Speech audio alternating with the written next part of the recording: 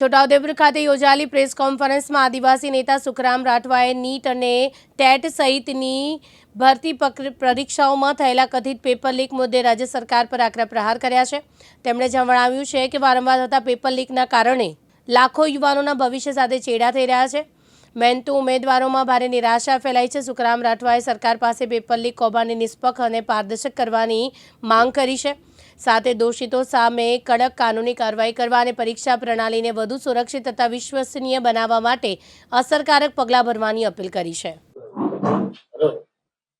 મિત્રો, આજની પ્રેસ વાર્તામાં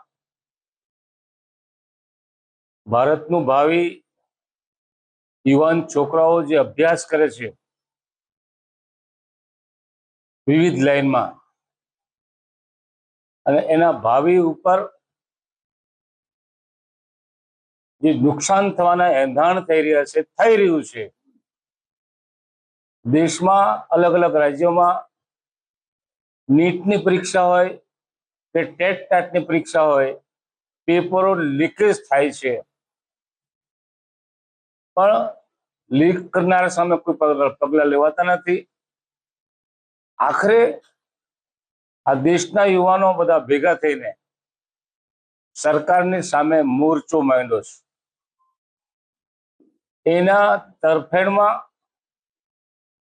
અમારા દેશના કોંગ્રેસ પાર્ટીના વડા માનનીય ખડગેજી, લોકસભામાં વિરોધ પક્ષના નેતા અમારા લાડલા નેતા રાહુલજી,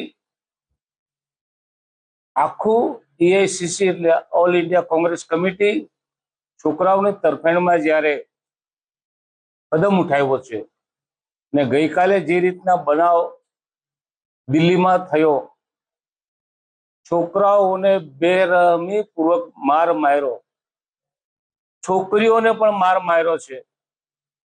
તમે બધા ઓડિયો વિડિયો જોયો હશે। આવી બર્બરતા અમે રાજકારણમાં લાંબા સમયથી છે, મેં કોઈ દિવસ જોઈ નથી।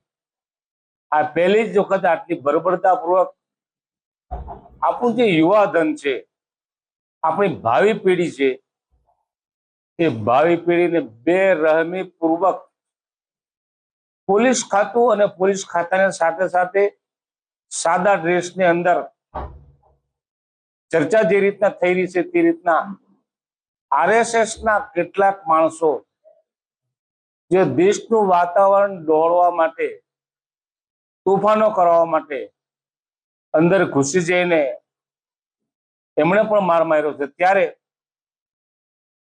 આ પ્રશ્ન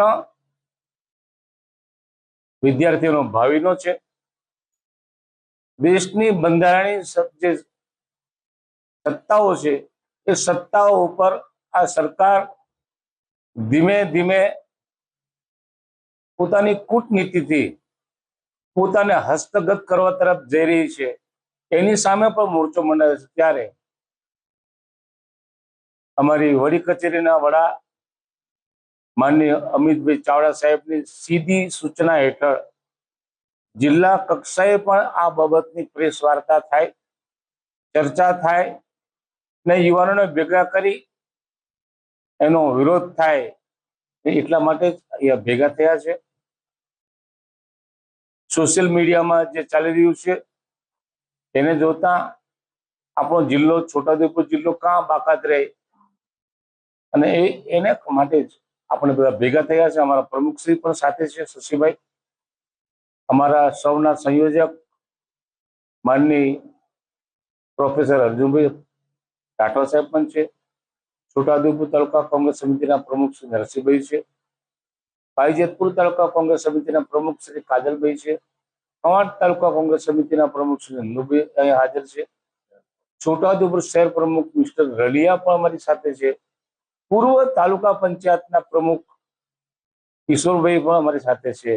બધા સાથે મળીને શું પ્રોગ્રામ કરવો, અત્યારે જ એના હલ્લાબોલ કરવા કે આ કાર્યક્રમ આવતીકાલે મોટી સંખ્યામાં યુવાનોને ભેગા કરી પ્રજાને પણ સાથે જોઈન્ટ કરી અને આની એક અસર દિલ્હી સુધી પહોંચે તેના માટે ચર્ચા વિચારણા માટે અહીંયા ભેગા થયા છે. વીરેન્દ્ર દેસાઈ, દિવ્યાંગ ન્યૂઝ, બોડેલી, છોટાઉદેપુર.